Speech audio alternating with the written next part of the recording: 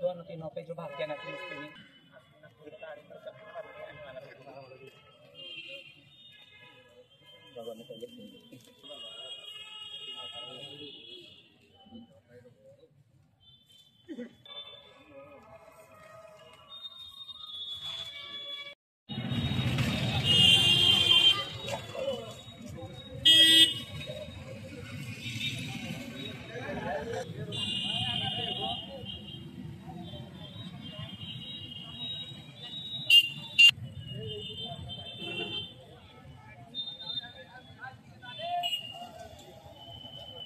आज काय घडलं आणि कशा पद्धतीने किती लोकांना आणलं इथं?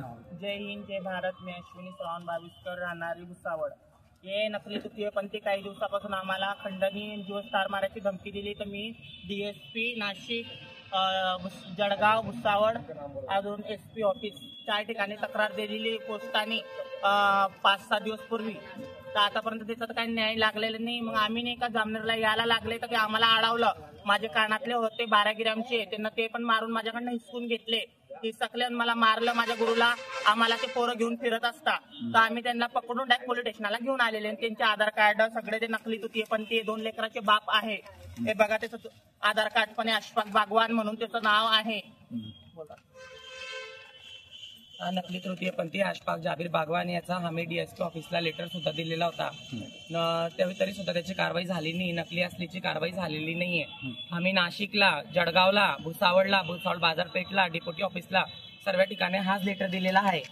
तरी सुद्धा याची काहीच याची सुनवाई झालेली नाहीये. आज नेमकं काय घडलं? आणि हा नकली किन्नर नेहमी आपले नकली किन्नरांचा टोला अशफाक जाबीर बागवान, त्याच्यामध्ये राकेश काली, मोना नावाची एक लेडीज आणि विशाल लक्ष्मण घुले या 4-5 लोकांना घेऊन सण नेहमी गावामध्ये आतंक मचवतो.